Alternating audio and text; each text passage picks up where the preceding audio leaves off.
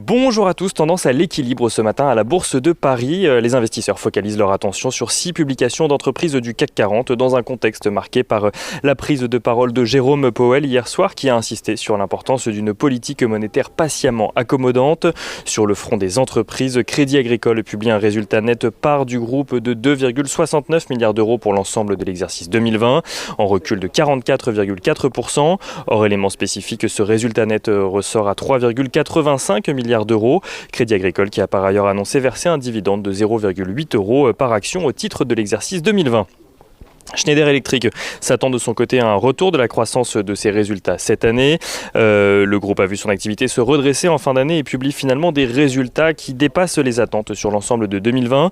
Pour 2021, l'entreprise anticipe une croissance de son chiffre d'affaires comprise entre 5 et 8%.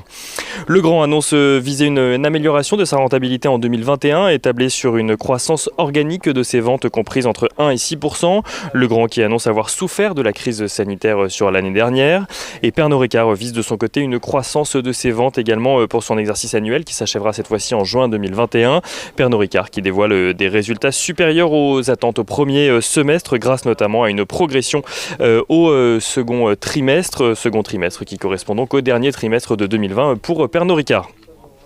ArcelorMittal voit de son côté son chiffre d'affaires trimestriel reculer sur les derniers mois de 2020. Le groupe réussit en revanche à faire progresser son bénéfice d'exploitation à 1,72 milliard de dollars contre 0,93 en 2019.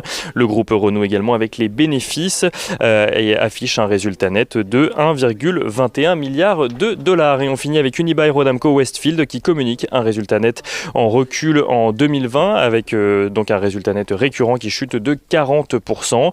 Le groupe a par ailleurs décidé de suspendre ses dividendes pour 2020 mais également pour 2021 et 2022.